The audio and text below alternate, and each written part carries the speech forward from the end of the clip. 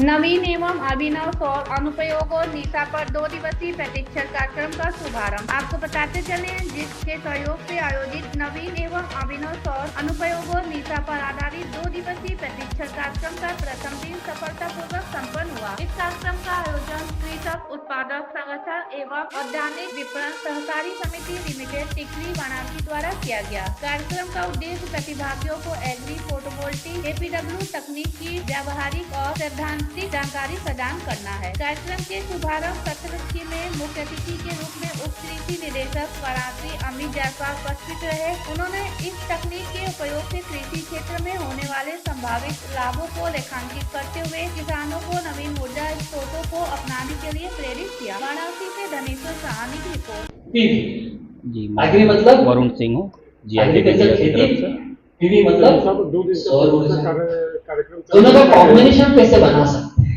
Sorry, जैसे अभी हमने यहाँ पर देखा प्रोग्राम चल रहा है NISA पे, क्या कहेंगे?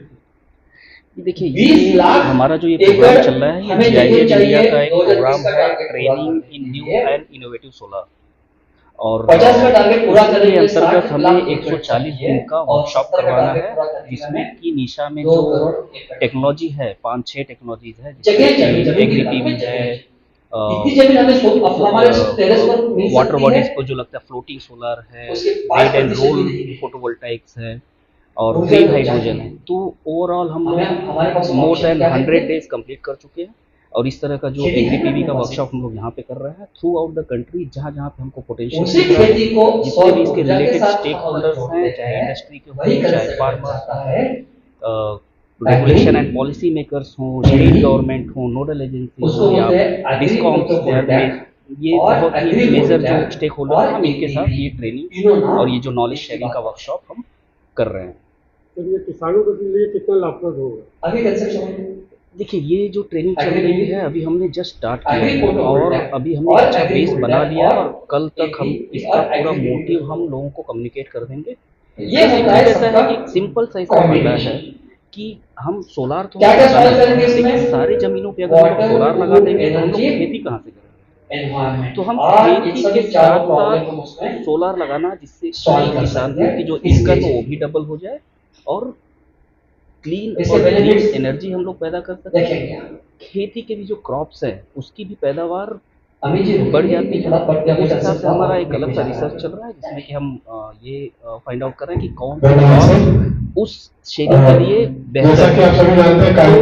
ये सारी चीजें चल रही है और ऐसा नहीं है हम लोग बाहर जर्मनी में और इंडिया में अच्छे एग्री PV सोलर प्लांट लगे हुए हैं, जिसमें कि पैदावार भी हो रही है और हम लोग इलेक्ट्रिसिटी भी बना रहे हैं।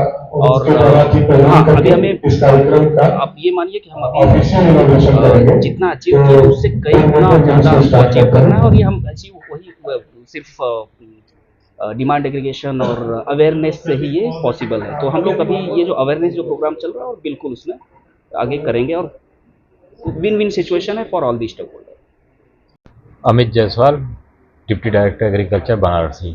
क्या कहेंगे इस तरह के प्रोग्राम? निशा के द्वारा ये प्रोग्राम जो चलाया जा रहा है, अब तक हम लोगों ने roof top solar, rail top solar और सारी इन चीज़ों के बारे में सोचा था जहाँ पे हम दोहरा उपयोग कर सकें। लेकिन भूमि का दोहरा उपयोग करने के लिए एग्री PV एक नया इनिशिएटिव है।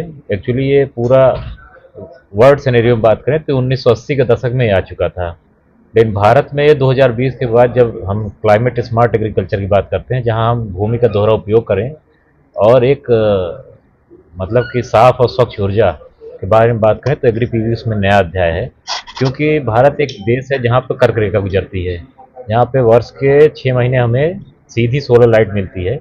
तो हम यहाँ पर जो भी शॉर्ट डे प्लांट हैं, जिनके लिए कम सूर्य की आवश्यकता पड़ती है और जिनकी वेजिटेटिव ग्रोथ ज़्यादा होती है, जिसमें जैसे धनिया हो गए, पालक हो गए, जहाँ पे हम पत्ती कुल के पौधे हैं, जिनके ऊपर हम सोलर टॉप बनाकर नीचे फसल भी ले सकते हैं, ऊपर सोलर एनर्जी कर सकते हैं। और जो PM सूर्य घर योजना चल रही है उसके माध्यम से ग्रिड से जोड़कर हम किसान भाइयों की बिजली को बेचकर उनको अतिरिक्त लाभ भी दिला सकते हैं।